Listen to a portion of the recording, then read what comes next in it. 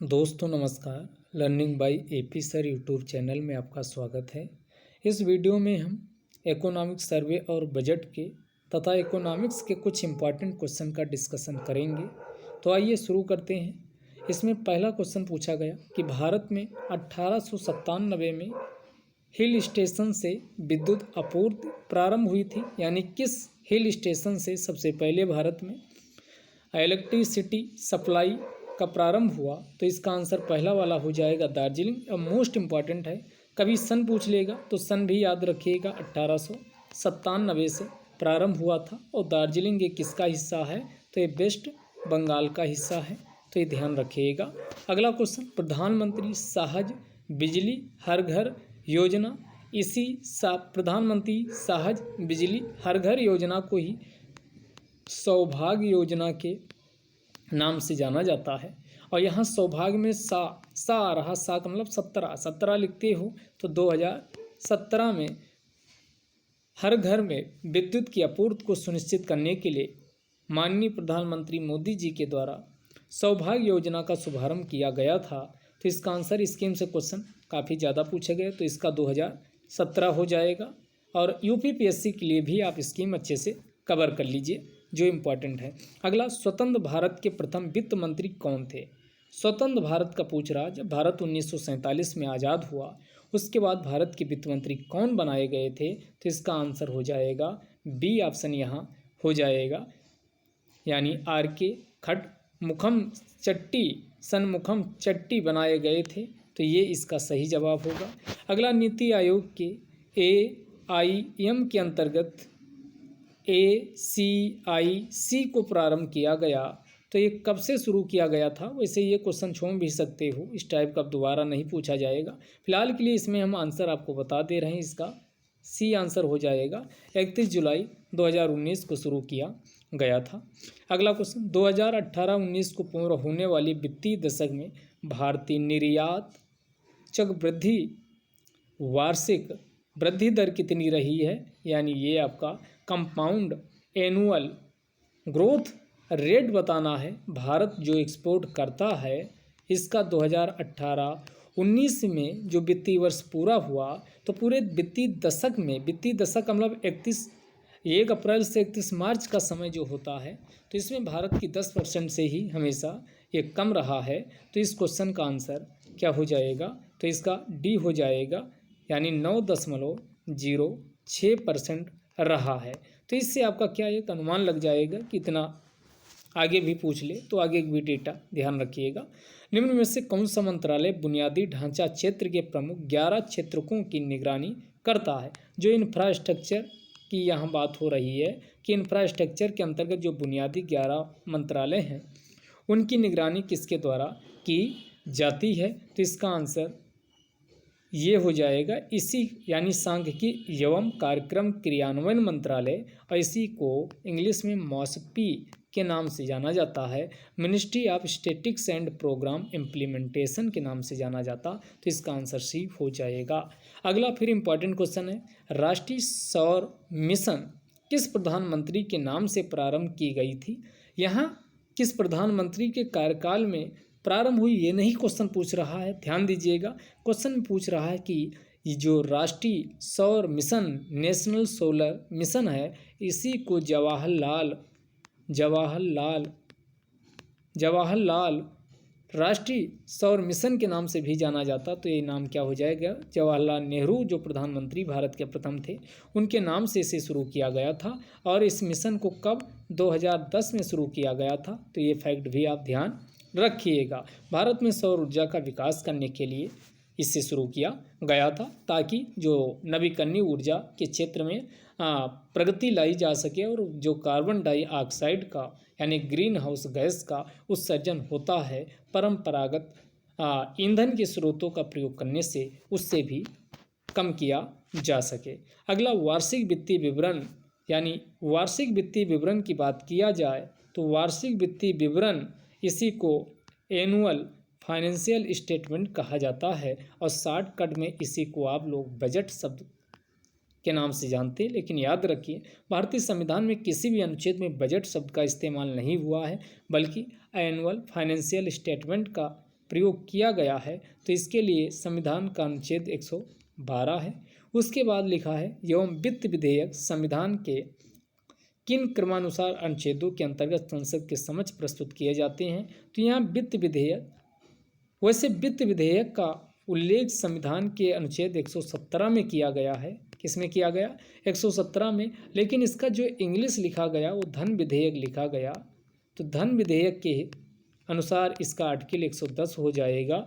इसलिए इसका जो आंसर माना गया वो कौन सा माना गया था? ये डी वाला माना गया, यानी ये ऑफिशियल आंसर ही बता रहे हैं 112 व 110। वैसे जो हिंदी में लिखा हुआ है वित्त विधेयक, इस हिसाब से इसका आंसर होगा ये ई वाला, क्योंकि इसमें कोई भी ऑप्शन सही नहीं, इसमें क्लेम भी किया जा सकता। अगला ओएनजीसी, ये क्वेश्चन इसलिए आपको हल करना चाहिए क्योंकि कई बार क्या करता है, ऑयल नेचुरल गैस कंपनी जो है ये कई बार लिख करके इसके हेडक्वार्टर्स मैच करवा देती। आप इस बार का यूपी पीएससी के प्रीलिम्स वाले पेपर में देखेंगे यूपी पीएससी के, तो वहाँ पर भी ओएनजीसी का दिया हुआ था। अगर ओएनजीसी की बात करें तो ये ओएनजीसी जो ऑयल नेचुरल गैस का ये कमीशन है, ओएनजीसी, ये महारत्ना कंपनी है और इसकी स्थापना पूछ रहा कब हुई थी, तो इसकी स्थापना 1956 में की गई थी। तो वैसे इसका आंसर यहाँ डी हो जाएगा। अब इसका जो यूपी पीएससी में पूछा था, मैचिंग सुमेलित करवा के एक ये दिया हुआ था, तो इसका जो हेडक्वार्टर्स है वो कहाँ? नई दिल्ली में स्थित है। इस बात का आप लोग ध्यान रखिएगा। आगे भारतीय दिवाला और शोधन असक्षमता कोड पूछ रहा कब से प्रभावी हुआ, इसी को आईबीसी कहा जाता है, यानी इंसॉल्वेंसी बैंक्रप्सी कोड जो 2016 में आया था। तो ये इसका आंसर क्या हो जाएगा, यानी 2016 में बैंकों में जो एनपीए की समस्या है, धोखाधड़ी की समस्या है, इसी से निजात पाने के लिए आईबीसी को लाया गया था, जिसकी फुल फॉर्म है यानी इंसॉल्वेंसी एंड बैंक्रप्सी कोड 2016। तो इसका आंसर हो जाएगा कौन? इसका आंसर ए ऑप्शन हो जाएगा। अगला, किस बजट में जीएसटी को अप्रैल 2010 से लागू करने का प्रस्ताव किया गया था? जो आप जीएसटी आप देखते हो यहाँ जीएसटी ये 1 जुलाई, डेट भी आपको बता दी, याद रखिएगा 1 जुलाई यहाँ जीएसटी 2017 से इसको लागू किया गया था। यहाँ उठा लीजिए 7 यहाँ एस से बना दीजिए, तो 7वां महीना जुलाई का भी होता, यहाँ भी 7 आ रहा, तो इसे 1 जुलाई 2017 से लागू किया गया था। डेट भी इम्पॉर्टेंट है। लेकिन पहली बार इसको प्रस्तावित कब किस बजट में किया गया था कि भारत में जीएसटी को लागू किया जाना चाहिए? तो ये 2006-07 का बजट है, ध्यान रखिएगा, लिख दे रहे हैं 2006 और 7 का बजट था जिसमें प्रस्ताव किया गया था। अगला, सबसे पहले फिर अगला क्वेश्चन फिर पूछा गया कि 1954 में 1954 में सबसे पहले भारत के बाहर जीएसटी को सबसे पहले कहाँ लागू किया गया था? तो सबसे पहले जीएसटी किस देश में लागू हुआ? तो ये फ्रांस में लागू हुआ था, तो इसका आंसर फ्रांस हो जाएगा। अगला, श्रेयस योजना यानी उच्च शिक्षा में कौशल प्रदान करने के लिए एक स्कीम शुरू की गई श्रेयस, और इस स्कीम को ये सुमेलित यूपी पीसीएस के लिए भी इम्पॉर्टेंट है। फरवरी 2019 में इस श्रेयस स्कीम को शुरू किया गया कौशल प्रदान करने के लिए, और इसे उस समय के मानव संसाधन विकास मंत्रालय के द्वारा शुरू किया गया। लेकिन आपको पता है कस्तूरी रंजन की अध्यक्षता में न्यू एजुकेशन पॉलिसी आती है, और उसी बाद फिर 2020 की न्यू एजुकेशन पॉलिसी के अंतर्गत जो मानव संसाधन विकास मंत्रालय है, अब इसका नाम बदल करके क्या कर दिया गया है? शिक्षा मंत्रालय कर दिया गया है। तो अब के हिसाब से इसका आंसर मानव संसाधन विकास मंत्रालय की बजाय क्या हो जाएगा? शिक्षा मंत्रालय हो जाएगा। लेकिन इस क्वेश्चन में ये स्कीम काम की है आपके, हम बहुत जल्द ही जो इम्पॉर्टेंट मंत्रालय हैं इंडिया 2022 से और अन्य से स्कीम डेली 2-3 वीडियो एक दो वीडियो करके सारी स्कीम कवर कर देंगे, क्योंकि स्कीम से क्वेश्चन आपके एग्जाम में आएगा। तो ये श्रेयस स्कीम फरवरी 2019 की है और इसे उस समय के मानव संसाधन विकास मंत्रालय के द्वारा शुरू किया गया था। तो ये क्वेश्चन ध्यान रखिएगा। अगला, भारतीय प्रतिस्पर्धा आयोग अधिनियम, इसी को कंपटीशन कमीशन एक्ट के नाम से जाना जाता है और ये 2002 में आया था। कब आया था? 2002 में आया था। अगला क्वेश्चन फिर इम्पॉर्टेंट है, ये कालेश्वरम परियोजना, कई बार ये क्वेश्चन यूपी के एग्जाम में भी पूछा जा चुका है। कालेश्वरम परियोजना कहाँ है? तो ये कालेश्वरम परियोजना तेलंगाना में स्थित है। अब आपका होमवर्क है या कमेंट बॉक्स में आप लिख के बताइएगा, जो ये कालेश्वर परियोजना है किस नदी पे है? क्या ये गोदावरी नदी पे है या किसी अन्य नदी पे है? इसको आप लिख के बताइएगा। आगे आइए, रेलवे बजट को आम बजट में कब मिलाया गया? रेलवे बजट को आम बजट में कब मिलाया गया है? तो ये 2017, याद रखिए 2017 और 18 वाला जो बजट पेश किया गया उसमें बात ये तय हुई कि रेलवे बजट को आम बजट से मिला दिया जाना चाहिए। तो इसे मिलाया गया 2017-18 के यानी बजट में। तो इसका आंसर हो जाएगा 2017-18। ये भी अन्य एग्जाम के लिए मोस्ट इम्पॉर्टेंट क्वेश्चन है। अगला, भारत की प्रथम महिला वित्त मंत्री कौन बनी? ये भी मोस्ट इम्पॉर्टेंट है। जब तक इसमें पूर्ण यानी ये पूर्ण रूपेण शब्द ना लगाए तब तक आपको इंदिरा गांधी का आंसर लगाना है। अगर पूर्ण रूपेण पृथक रूप से स्वतंत्र रूप से भारत की प्रथम महिला वित्त मंत्री तब पूछा जाता, तब आंसर ये शब्द अगर लगाने से तब निर्मला सीतारमण हो जाता।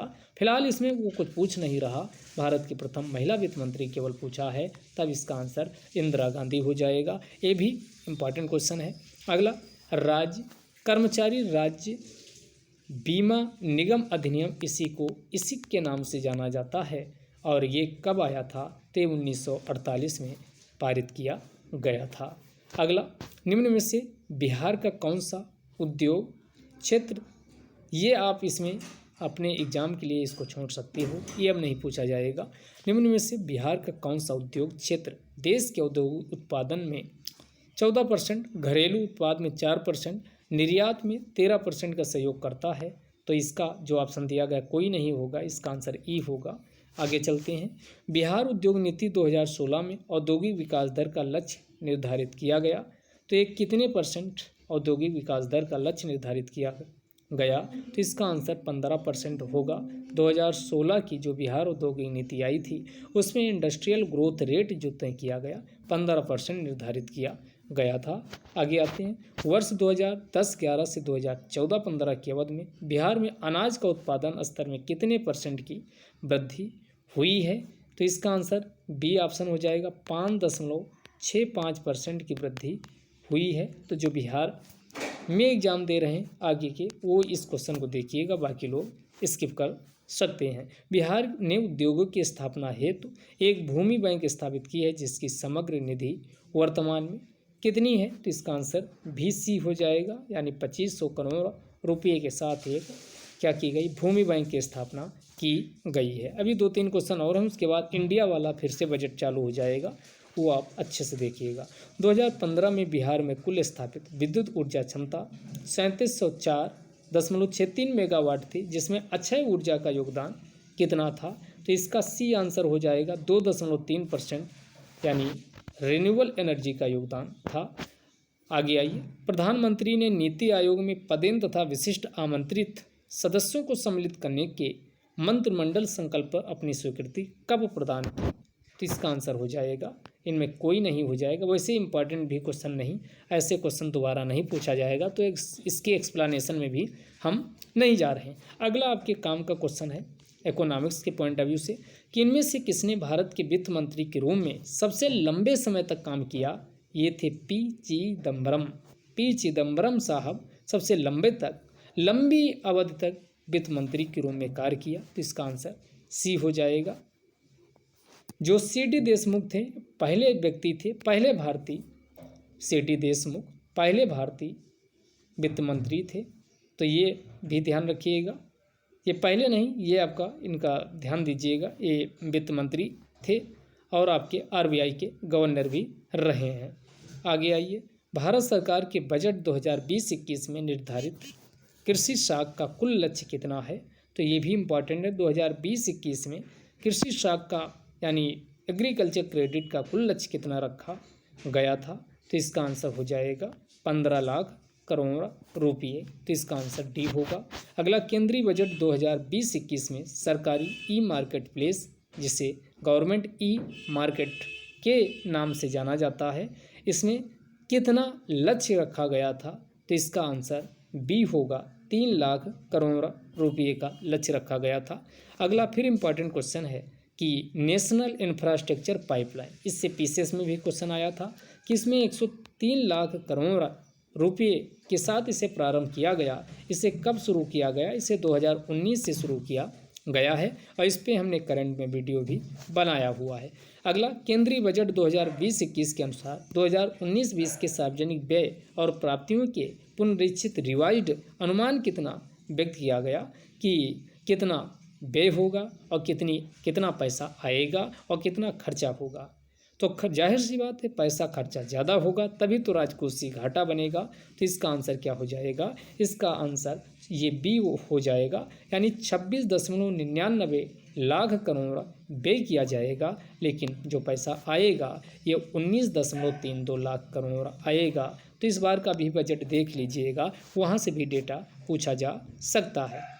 हम भी वीडियो इसमें बना देंगे। महालनोबिस भारी उद्योग विकास योजना का मजदूरी वस्तु विकास योजना द्वारा विरोध किया गया, जिसके प्रवक्ता कौन थे? तो प्रोफेसर ब्रह्मानंद के द्वारा ये विरोध किया गया था। अगला, सर्वोदय योजना किसके द्वारा प्रस्तावित की गई थी? तो सभी लोगों के कल्याण के लिए एक योजना प्रस्तुत की गई, जिसे सर्वोदय योजना के नाम से जाना जाता है। और सर्वोदय योजना को जो जयप्रकाश जेपी साहब, बिहार के जेपी साहब जयप्रकाश नारायण साहब के द्वारा सर्वोदय योजना को प्रस्ताव दिया गया था। इनमें से किसने कहा था कि सकल राष्ट्रीय आय को जनसंख्या से विभाजित करने पर प्राप्त औसतन प्रति व्यक्ति आय का प्रति व्यक्ति विकास मानना एक भ्रम होगा? तो इसमें कई लोगों ने कहा था, जो ऑप्शन इसमें दिए गए, तो इसलिए इसका आंसर क्या हो जाएगा? ई हो जाएगा। आगे आते हैं, भारत का जीडीपी के सापेक्ष लोक ऋण अनुपात, यानी इसी को पब्लिक डेब्ट रेशियो कहा जाता है, 2019-20 में कितना रहा है? यानी भारत के द्वारा जो लोग यानी आम जनता से कितना कर्ज लिया गया और जीडीपी का वो रेशियो क्या है? और सबसे ज़्यादा जो भारत के द्वारा कर्ज लिया जाता है वो यही होता है, आम जनता के द्वारा पैसा कर्ज भारत सरकार के द्वारा लिया जाना। तो 33 का आंसर क्या हो जाएगा? 33 का आंसर पहला वाला हो जाएगा, याद रखिएगा 72.1%। 72.1% रहा है, तो इसका आंसर क्या हो जाएगा? ए वाला हो जाएगा, 72.1% इसका सही जवाब हो जाएगा। अगला, क्राउडिंग इफेक्ट से क्वेश्चन पूछता है। क्राउडिंग इफेक्ट तब घटित होता है जब बाजार अर्थव्यवस्था के किसी एक क्षेत्र में बढ़ते सरकारी प्रभाव के कारण शेष बाजार भी प्रभावित होते हैं। तो इसमें सप्लाई व डिमांड दोनों पक्ष प्रभावित होते हैं, तो इसका आंसर सी हो जाएगा। अगला, नवंबर 2016 में जब डीमोनेटाइजेशन लागू किया गया तो जो मुद्रा का मूल्य था वो 15,41,793 करोड़ था। वापस जो पैसा आ गया यानी मोनेटाइजेशन के बाद वो कितना था? वापस जो आया तो ये था 15,31,073 करोड़। लगभग 99% पैसा वापस आ गया था। तो ये ध्यान रखिएगा, 15,31,073, ये डेटा याद रखिएगा, 15,31,073 करोड़ ये वापस आ गया था। अगला क्वेश्चन है, यदि सकल घरेलू उत्पाद का अपस्फीति कारक निहित मूल्य हेतु 2015-16 को आधार वर्ष मान लिया जाए तो निम्न में से किस वर्ष का अपस्फीति कारक मूल्य 100 होगा? वैसे अब ये क्वेश्चन पूछेगा नहीं, फिलहाल के लिए इसका आंसर ई होगा दिए गए ऑप्शन में। चूँकि 15-16 माना गया है तो अपस्फीति कारक उससे बाद वाला ही होगा, तो इनमें किसी भी ऑप्शन में नहीं है, यानी 15 के बाद ही वाला होगा, ना कि उसके आगे वाला।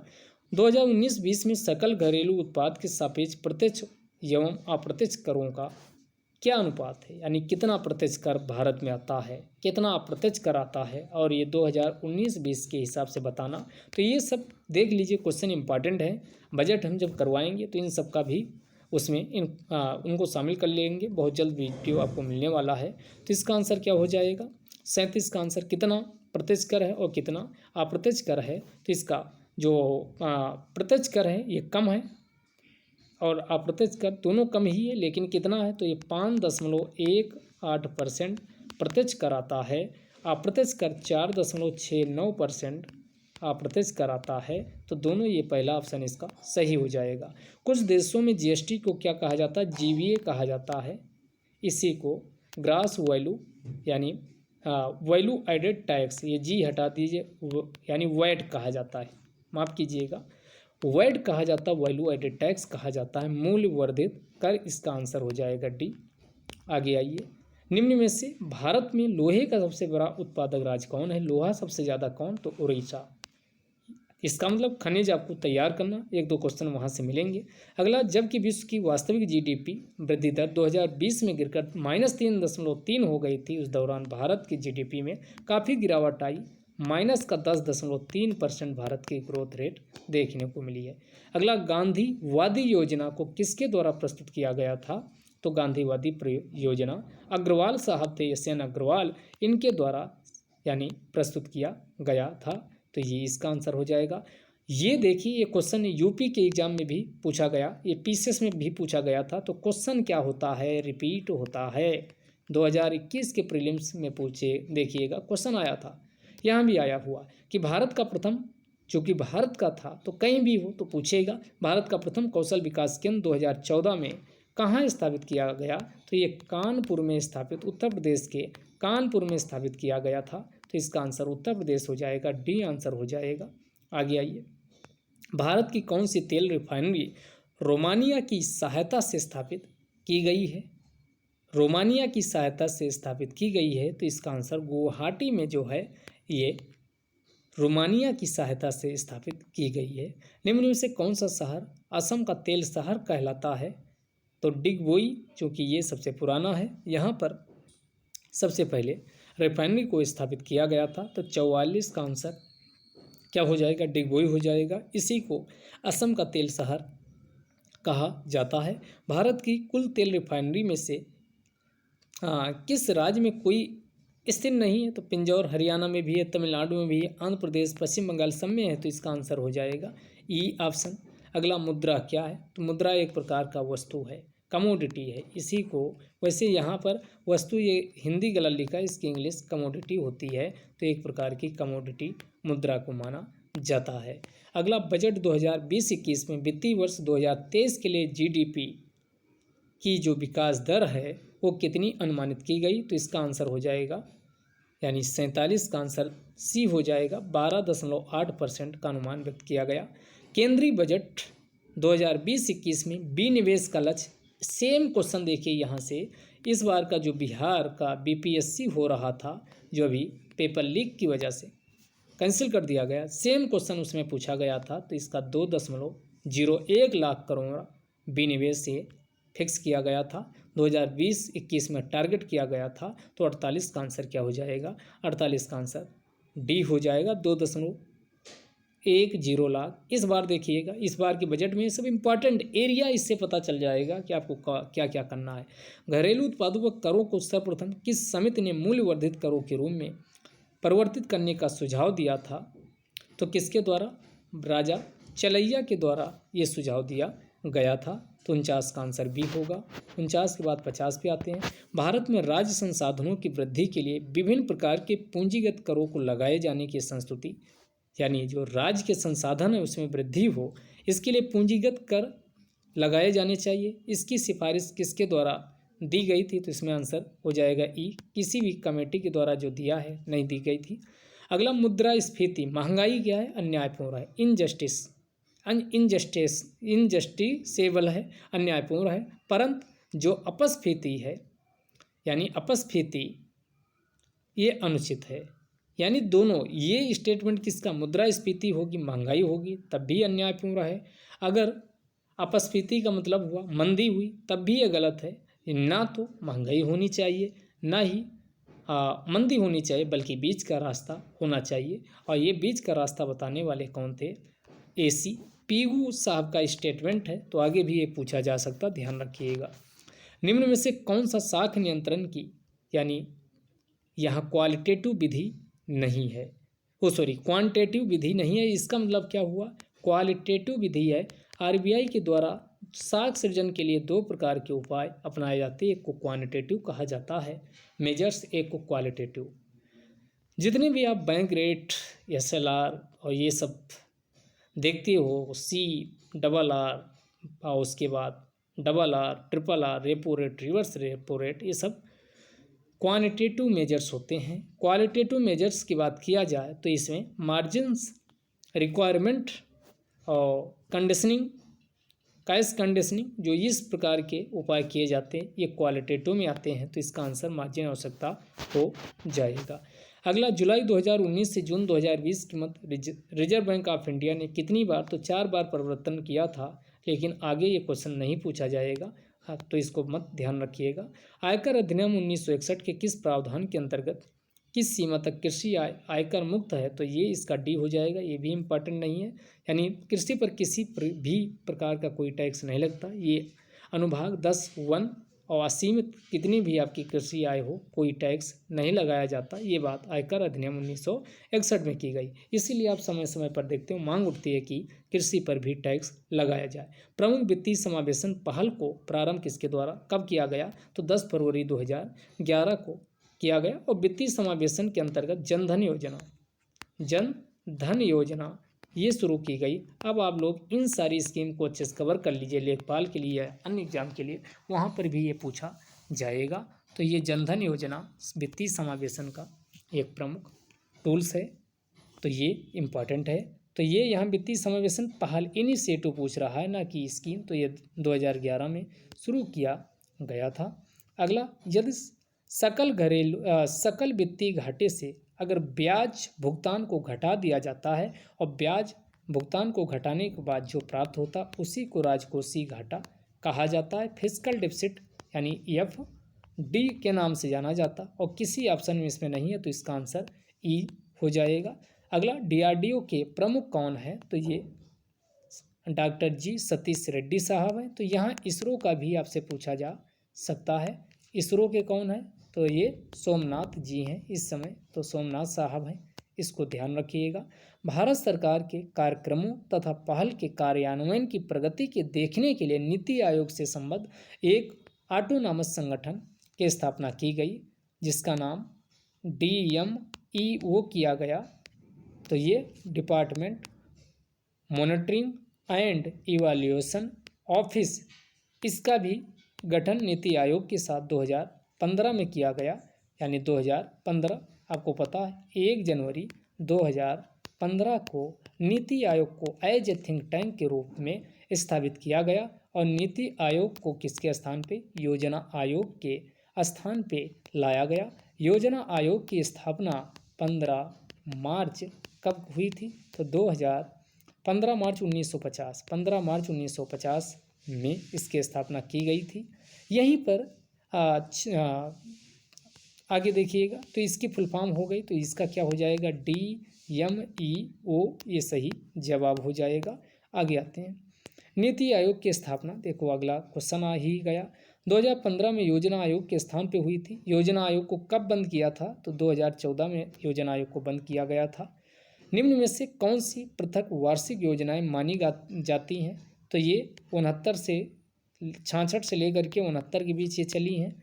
और उसके बाद फिर 90 और 91 इनमें भी, और 91-92 इनमें भी, ये 2 फेज में एक साल की 1 वर्षीय योजना चली हैं। और 79-80 के बीच भी ये चली हैं। तो इनको आप ध्यान रखिएगा। तो इसका आंसर हो जाएगा 1990, 91 और 91-92, यानी कि 60 का आंसर क्या हो जाएगा, 60 का आंसर C हो जाएगा।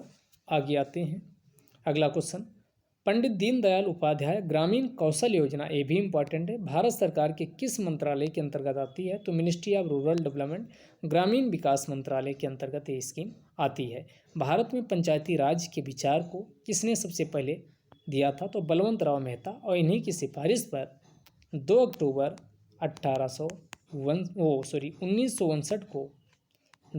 1959 को राजस्थान के नागौर जिले से सबसे पहले पंचायती राज को शुरू किया गया था। और दूसरा राज्य पूछे तो दूसरा राज्य कौन था, तो ये आंध्र प्रदेश था। इस बात का भी आप लोग ध्यान रखिएगा।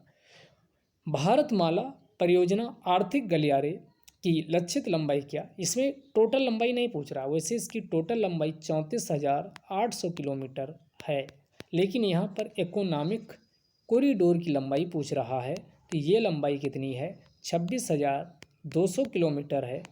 चूँकि इसमें कोई ऑप्शन नहीं, तो चूँकि एग्जैक्ट यहाँ आयोग ने 26,000 मान लिया, लेकिन इसमें भी आपत्ति किया जा सकता, इसका आंसर ई होना चाहिए।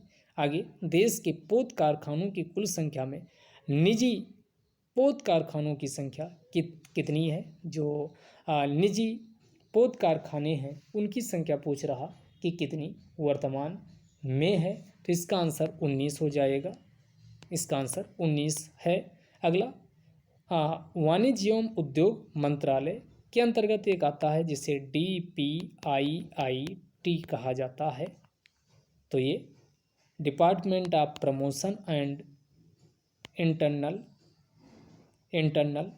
इनकम टैक्स के नाम से जाना जाता है। तो इसका DPIIT पूछ रहा, इसकी स्थापना कब हुई थी, तो 1995 में इसकी स्थापना की गई थी, तो इसका आंसर हो जाएगा ए ऑप्शन। कोर उद्योग सूचकांक का आधार वर्ष, जैसे 8 कोर उद्योग हैं, इनका जो आधार वर्ष है 2011-12, अब किसी का भी पूछा जाए, WPI का पूछा जाए, CPI का पूछा जाए, IIP का पूछा जाए, इन सब का आधार वर्ष 2011-12 है, तो इसका आधार वर्ष क्या हो जाएगा, 2011-12, और यहाँ से क्वेश्चन पूछे जाते हैं। अगला, NSDC द्वारा निधिक विशेष औद्योगिक पहल, यानी इसके अंतर्गत एक उड़ान उड़े देश का आम नागरिक के अंतर्गत जम्मू कश्मीर में प्रारंभ किया गया, तो इसका आंसर सी हो जाएगा। अगला, बुनकर मुद्रा योजना में रियायती दरों पर मार्जिन मनी ऋण राशि की अधिकतम सीमा क्या है, 68 क्वेश्चन का आंसर क्या हो जाएगा, इसका ए हो जाएगा, 10,000 रुपये अधिकतम सीमा है। अगला, कौशल विकास एवं उद्यमिता के नए मंत्रालय का गठन कब हुआ था, इसी को ministry of skill development and entrepreneurship कहा जाता है, और इसका गठन जब पहली बार NDA सरकार का गठन हुआ उसी के साथ हुआ था, यानी जो मोदी के नेतृत्व में पहली बार सरकार आई 2014 में, तब इसका गठन किया गया था। अगला, IIP में 8 कोर उद्योग हैं, IIP में 8 कोर उद्योग हैं, इनका वेटेज कितना है, तो ये 40.27% है। अब इसके जो डेटा लेटेस्ट आए हैं उसमें आपको बताना सबसे ज़्यादा किसकी ग्रोथ रेट रही है और सबसे नेगेटिव क्या रही, इससे भी क्वेश्चन पूछे जाते हैं। तो इसका अब योगदान कितना है, 40.27% है, तो इसका आंसर क्या हो जाएगा, इसका आंसर ये सी वाला हो जाएगा। आगे आइए, जो बाइडेन जो अमेरिका के राष्ट्रपति चुने गए, ये क्या जाने जाते हैं, ये परंपरावादी हैं, तो 71 का आंसर क्या हो जाएगा, 71 का आंसर ए हो जाएगा, परंपरावादी जो बाइडेन है। अब आपको क्रम बताना है कि इनका क्रम कौन सा है, तो इसका देखो एक ट्रेंड है, हर एक एग्जाम में जो बाइडेन से क्वेश्चन पूछा गया है, जो बिहार में एग्जाम हुए हैं। कोविड के संभावित चिकित्सा के लिए 3 यंग साइंटिस्ट अवार्ड 2020 से नवाजा गया। इनमें एक भारतीय मूल की अमेरिका में स्थित एक लड़की को भी ये पुरस्कार दिया गया, उसका नाम क्या था, तो इसका अनिका चेब्रोलू को ये दिया गया था। अगला, टीवी चैनल में जो TRP का प्रयोग किया जाता है, इसका टेलीविज़न रेटिंग पॉइंट इसकी फुल फॉर्म होती है। आगे आइए, ब्लू मून का मतलब क्या होता है, तो ये पूरा चांद को ब्लू मून कहा जाता है। अगला, विश्व महिला बॉक्सिंग चैंपियन कौन है, तो ये सिमरन कौर, उस समय सिमरनजीत कौर बनी थी, अब इम्पॉर्टेंट नहीं है। जो बाइडेन 2 बार अमेरिका के राष्ट्रपति चुनाव जीतने में असफल रहे, तो ये पूछ रहा कौन कौन सन था, तो 1988, दोनों में 8-8 रहा, और 2008 दोनों साल ये चुनाव हारे थे। अगला, लॉकडाउन शब्द 2020 साल के शब्द के रूप में किस डिक्शनरी में लॉकडाउन को शामिल किया गया, तो ये कोलिंस इंग्लिश जो है उसमें लॉकडाउन, और इसी बार फंजिबल और नॉन फंजिबल, और एक नॉन फंजिबल जो शब्द है इस बार में शामिल किया गया इस कोलिंस डिक्शनरी में। तो इस बार का क्या है, यानी 21 का, तो ये कोलिंस डिक्शनरी के हिसाब से लॉकडाउन 2020 का था, लेकिन NF आगे एक और है नॉन फंजिबल, पूरा ध्यान नहीं आ रहा, ये आप देख लीजिएगा, नॉन फंजिबल शब्द को शामिल किया गया है। आगे आइए, बेंजामिन नेतन्याहू प्रधानमंत्री कहाँ के, तो ये इजराइल के हैं, इसमें कुछ सोचना नहीं है। कोविड-19 का फुल फॉर्म क्या है, तो ये कोरोना वायरस डिसीज 2019 के नाम से इसे जाना जाता है। अगला, प्रिपेयरिंग फॉर डेथ क्या गहरे विचार की नवीनतम पुस्तक किसकी है, ये पुस्तक किसकी है, तो इसका अरुण शौरी की ये पुस्तक है। आगे आइए, ज्ञानपीठ अवार्ड साहित्य के लिए दिया जाता है, और दो, एक 56 और एक 57, दोनों याद रखिएगा। ये फूकन को दिया गया है और मौजो को 57वां ज्ञानपीठ अवार्ड दिया गया, दोनों ध्यान रखिएगा, गलती मत करिएगा। प्रधानमंत्री मुद्रा योजना किन गतिविधियों के लिए मुद्रा प्रदान करती है, तो गैर कृषि गतिविधियों के लिए इसमें ऋण प्रदान किया जाता है। अर्नब गोस्वामी क्या हैं, तो ये टीवी पत्रकार हैं। The India way strategy for an uncertain world, ये पुस्तक किसके द्वारा लिखी गई, तो ये एस जयशंकर के द्वारा ये पुस्तक लिखी गई है।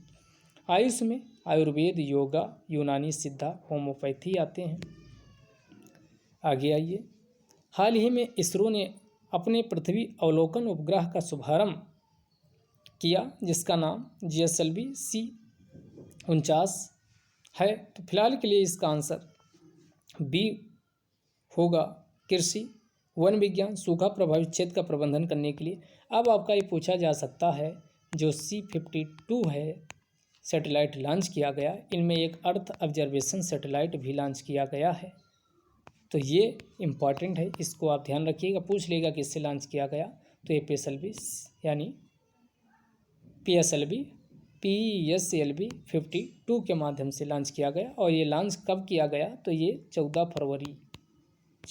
फरवरी 2022 को लॉन्च किया गया। इधर ये इम्पॉर्टेंट है। निम्न में से कौन सी एक भारत की छोटी कर्ज देने वाली संस्था नहीं है, तो जो अटल पेंशन योजना है ये नहीं है, बाकी सारी हैं। अगला, किस सिद्धांत पर भारत सरकार ने फरवरी 2004 में वंदे मातरम योजना शुरू किया, तो इसका खारिजी स्वामित्व के आधार पर शुरू किया गया था। अगला, वॉकिंग विद ए कॉमरेड्स पुस्तक के लेखक कौन है, तो ये पुस्तक इसमें पूछा है, तो इसके लेखक कौन है, अरुंधति राय की ये पुस्तक है। जब भी अरुंधति राय की पुस्तक आती तो इम्पॉर्टेंट होता है। Walking with a comrades Arundhati Roy की पुस्तक है। 15वें वित्त आयोग के अध्यक्ष कौन हैं, तो NK सिंह, ये बिहार से ही संबंधित हैं। बाकी अन्य इसमें कौन मेंबर हैं उसको भी आप देख सकते हैं, आगे इम्पॉर्टेंट है। प्रवर्तन निदेशालय के द्वारा कौन से इसी को ED कहा जाता है, ED इन्फोर्समेंट डायरेक्टरेट, जिसकी स्थापना 1956 में की जाती है, हेडक्वार्टर्स न्यू दिल्ली है, इसको भी ध्यान रखिएगा। इसके द्वारा यानी जो मनी लॉन्ड्रिंग एक्ट है, मनी लॉन्ड्रिंग यानी इसी को देखिए, money laundering act prevention of, इसको बोलते हैं PMLA, prevention of money laundering act, जो अवैध तरीके से यानी ब्लैक धन को, काले धन को श्वेत व्हाइट मनी में कन्वर्ट किया जाता है, उसी को मनी लॉन्ड्रिंग कहा जाता है, तो इसको। और दूसरा, फॉरेन एक्सचेंज, और जो फेमा है, फेरा और फेमा को 1999 में और लाया गया, तो ये फेमा और फेरा के स्थान पे आया था जो 1973 था, उसके स्थान पे फेमा को लाया गया। फॉरेन एक्सचेंज ये विदेशी जो एक्सचेंज होता है उससे संबंधित है, तो इसका आंसर क्या हो जाएगा, इसका ए हो जाएगा। दोनों को लागू कौन करता है, ED करता है। भारत के मुख्य सूचना आयुक्त के पद पर बिमल जुल्का के बाद किसकी नियुक्ति की गई, तो ये यशवंत कुमार सिन्हा को बनाया गया। अब आपको बताइएगा वर्तमान में कौन है, भारत में कितने रामसर स्थल हैं, तो D हो जाएगा। वर्तमान में यानी 47 रामसर स्थल हैं, जिनमें से 10 यूपी के हैं। यूपी में पूछे तो 10 हैं, इस बात का भी ध्यान रखिएगा। बंगाली अभिनेता सौमित्र चटर्जी एक बहु स्पेक्ट्रम कलाकार थे, तो इनमें क्या, एक कवि, निबंधकार, चित्रकार सभी थे, तो इसका आंसर जब वहाँ लिख दिया तो जाहिर सी बात जाएगा इसका आंसर तीनों। बिहार ने हाल ही में हुए चुनाव आयोग द्वारा जारी डेटा के अनुसार कितने मतदाताओं ने नोटा का प्रयोग किया था। तो अब ये क्वेश्चन नहीं पूछेगा, फिलहाल के लिए आंसर हम बता दे रहे हैं। इसका पहला आंसर हो जाएगा 70, 62, 52। 70, 62, 52 लोगों ने नोटा का प्रयोग किया था। अगला, एलाइड फोर्सेज और जर्मनी के बीच पटना में युद्ध विराम पर कब हस्ताक्षर किए गए थे, ये क्वेश्चन पूछ रहा। तो ये भी बिहार का जो एग्ज़ाम अन्य है उसके लिए इम्पॉर्टेंट है, तो लोग इसका ध्यान रखेंगे। तो इसका आप लोग बताइएगा। वैसे अन्य अदर एग्जाम के लिए इम्पॉर्टेंट नहीं, तो इसलिए काट दिए। तो इसका आंसर ई होगा। दी गई डेट में से कोई सही नहीं है। बिहार का चाणक्य नीतीश बाबू को कहा जाता, तो इसका आंसर सी होगा। इमामगंज गया बिहार से चुनाव 2020 जीत चुके जीतन राम मांझी किस पार्टी से हैं, तो इनकी पार्टी का नाम है हिंदुस्तानी आवाम मोर्चा। वर्ष 2020 में हुए चुनाव के पहले बिहार राज्य के उप मुख्यमंत्री सुशील कुमार मोदी को बनाया गया था, तो इसका आंसर डी होगा। अक्टूबर 2020 में बिहार में किस आर्द्रभूमि को रामसर स्थल में नामित किया गया, तो कांवरताल ये घोषित भी हो चुका है, तब नामित किया गया था। पूर्व मुख्यमंत्री भोला पासवान शास्त्री बिहार के पूर्णिया जिले से थे। अगला, बिहार में आरजेडी के उम्मीदवार शक्ति सिंह यादव जेडीयू के उम्मीदवार कृष्ण मुरारी शरण से सिर्फ कितने 12 वोटों से जीते थे, तो इसका आंसर ए होगा। आगे, अधिकतम कितने मंत्री कानून के अनुसार बिहार विधानसभा में कितनी सीटें 243 इंटू इसका 15/100 कर दीजिए, काटिए 15 × 45, 15 चौके 60 और 4 64, 15 दूनी 30 और 4 36। अब यहाँ कितने बनाए जा सकते, इस दो बाद यहाँ पॉइंट लगाओगे तो 36 से मंत्री, क्योंकि 15% 91वां संविधान संशोधन से कह दिया गया कि 15% से ज़्यादा मंत्री नहीं बनाए जा सकते, और ये बात अनुच्छेद 75 जो है उसमें लिखी गई है। तो इसका आंसर क्या हो जाएगा, इसका ए ऑप्शन हो जाएगा। अगला, CMIE डेटा के अनुसार अक्टूबर 2020 में बिहार में बेरोजगारी दर कितनी थी, तो ये 104 का बी हो जाएगा, 9.8% थी। आगे, किन देशों ने हाल ही में बेका यानी बेका के फुल फॉर्म में बेसिक एक्सचेंज,